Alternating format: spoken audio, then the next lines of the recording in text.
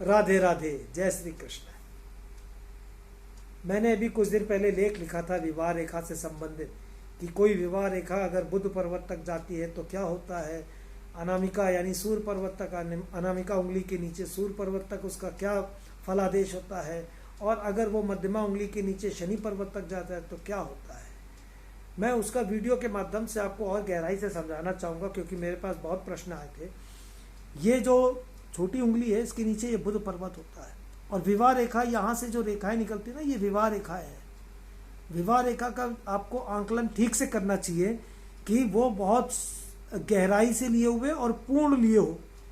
कुछ लोगों की बहुत छोटी सी हल्की सी रेखा होती है, वो बहुत बेकार रेखा होती है। उसको जो है अगर उस अवस्था में अगर किसी की शादी होती है तो चरित्रहीन होते हैं वो लोग, चाहे वो पति के हाथ में हो या पत्नी के हाथ में हो, दोनों में से कोई भी हो, उनके एक से ज़्यादा संबंध बनते हैं। जिन लोगों की विवाह रेखा हल्की सी, बस बहुत महीन रेखाएं हो और आधी हो, लेकिन किसी की अगर रेखा यहाँ से निकल के बुध पर्वत तक अगर आ जाती है तो वो विवाह बहुत अच्छे होते हैं। उस विवाह में जो है ना, दोनों परिवार में सामंजस्य बैठता है और अच्छी विवाह होती है। इसको नॉर्मल विवाह कहते हैं, जो कि अधिकांश हमारे भारतीय समाज में देखने को मिलती है।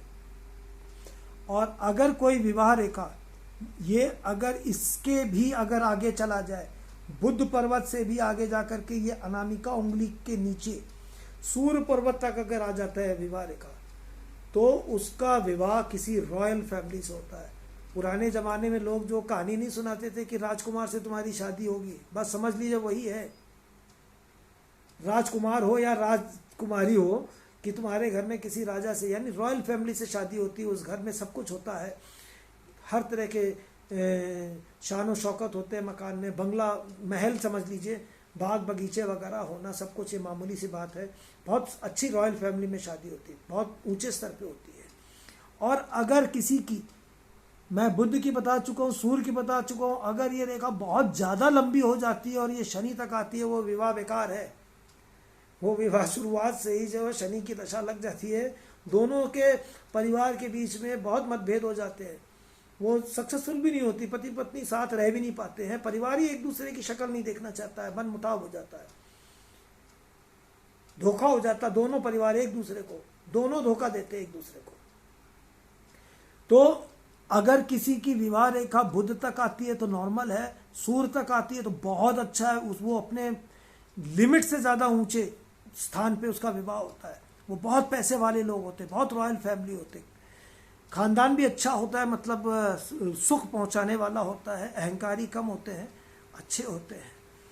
लेकिन अगर किसी की विवाह रेखा ऐसे आने के बाद ऊपर की तरफ मुड़ जाए, चाहे बुध तक आए चाहे वो सूर्य तक आए, अगर ये रेखा सीधी आती है तो ठीक है, सीधी आती है तो बहुत प्रेम बना रहता है पति पत्नी में, और जब दोनों शरीर छोड़ के जाते हैं तो बहुत ज़्यादा समय भी नहीं रहता दोनों के बीच में जाने का, कई बार तो बिल्कुल साथ में ही निकल जाते हैं। नहीं तो अगला जो है थोड़ा से टाइम के डिफरेंस में दोनों एक दूसरे के साथ एक के पीछे एक चले जाते हैं। लेकिन अगर ये विवाह रेखा ऊपर की तरफ मुड़ जाती है तो पति पहले जाता है, पत्नी को विधवा का जीवन जीना पड़ता है।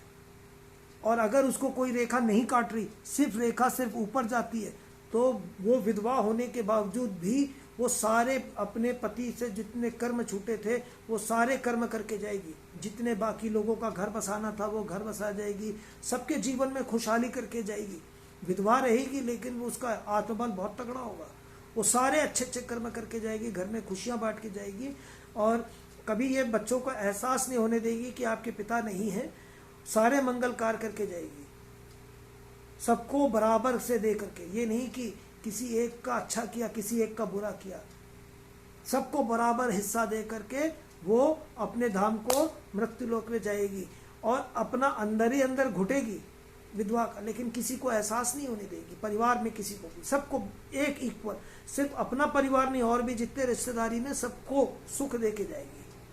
तो वो विधवा खराब नहीं, विधवा का जीवन वो खराब होता है जिनका पति, जैसे कि ये रेखा अगर ऊपर की तरफ उठ गई, पति मर गया और उसमें क्रॉस भी, उसमें कट भी है, जब उसमें कट भी हो जाता है तो उसको बहुत दुख का जीवन जीना पड़ता है, वो करने लायक कुछ होती ही नहीं, उसको क्या पता, घर से निष्कासित भी कर दिया जाता है, समाज में बहुत तिरस्कार होता है उसको और दुख मिलने पड़ते हैं, बहुत कष्ट मिलना।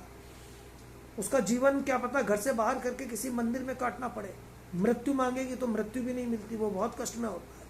और अगर किसी स्त्री का या किसी पुरुष का विवाह रेखा, चाहे वो बुध पर्वत पे हो चाहे सूर्य पर्वत पे हो, अगर वो नीचे की तरफ हृदय की तरफ मुड़ जाती है, हृदय रेखा है ना, ये रेखा को हृदय कहते हैं।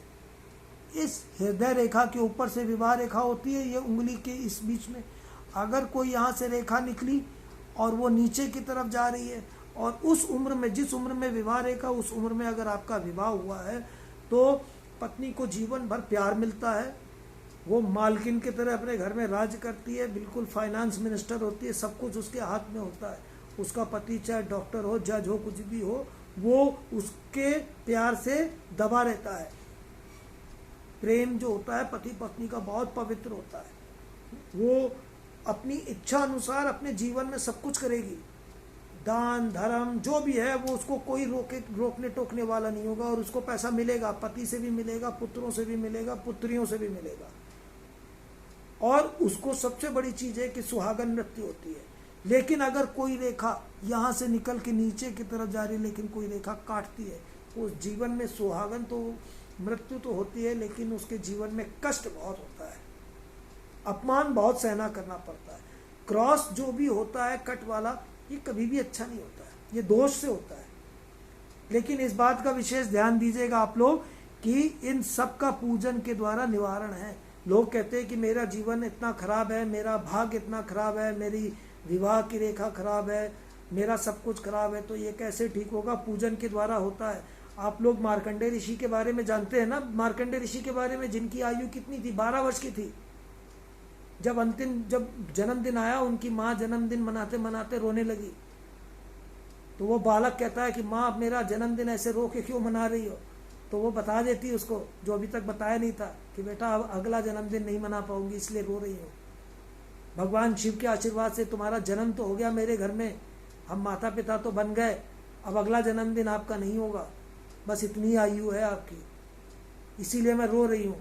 तो उन्होंने कहा माँ आपको रोने की जरूरत नहीं, मुझे इतना मालूम है जो हमारे भगवान शिव जी हैं बहुत भोले हैं, बहुत भोले हैं, भोले बाबा है। मैं जो है ना कुछ अगर उन्होंने कहा है मैं भी उनसे प्रार्थना करूंगा। और उन्होंने महामृत्युंजय का जाप किया था, यमराज भी आके ले नहीं जा पाए। तो आप लोगों से विनती है, कोई भी अगर मेरी वीडियो को देख के दुखी होता है तो दुखी होने की जरूरत नहीं, पूजा पाठ जरूरी है, सबके अलग अलग पूजन है, विधि है, कर्मकांड है, सब कुछ ठीक होता है। किसी की अगर आयु रेखा बिल्कुल छोटी सी है तो ये मत सोचना कि अब हम मर गए, वो आयु भी बढ़ जाती है महामृत्युंजय जाप से। बस सही विधि से सही ढंग से पूजा करना हो, आप हमको फोन करिए, मैं आपको मना नहीं करने वाला हूँ, मैं आपको सारी विधि बताऊंगा। लेकिन जो ब्राह्मण को देना होता है अपनी श्रद्धा अनुसार दे देना उसमें, और उपाय ले लेना, वो नियम जरूरी है, नहीं तो फलता नहीं है। ब्राह्मण को देना जरूरी होता है, उपाय पूछने के बाद अपनी श्रद्धा अनुसार दे सकते हैं। तो विवाह रेखा के बारे में, जिसकी विवाह रेखा बहुत छोटी महीन हल्की सी उंगली के इस बुध पर्वत में भी नहीं आ पाती, बस वहीं होती है, अगर उस विवाह उस उम्र में अगर आपकी शादी हो गई तो चाहे वो पुरुष की हो चाहे स्त्री की हो, तो उसका पार्टनर जो है वो बहुत गलत विचार का होता है। वो एक नहीं कईयों के साथ उसके संबंध होते हैं, उसके विवाह ठीक नहीं होते, वो छोड़ भी देगा बीच में, वो छोड़ के चला जाएगा कहीं और, किसी और के साथ रहने लगेगा, वो अपने लाइफ पार्टनर का केयर नहीं करता है। ये दोनों के लिए मैं बता रहा हूँ, स्त्री को, महिलाओं को अपनी लेफ्ट पाम देखना है, पुरुषों को अपना राइट। जिसकी विवाह रेखा बुध पर्वत तक आती है, ठीक है, नॉर्मल विवाह होगा, जैसे नॉर्मली सभी घरों में होता है, अच्छा दोनों परिवार मिलेंगे, अच्छा होगा।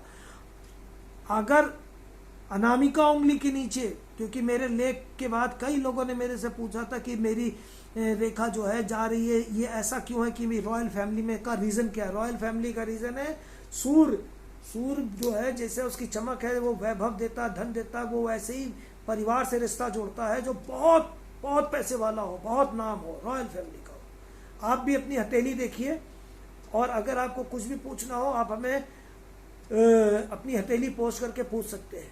राधे राधे, जय श्री कृष्ण।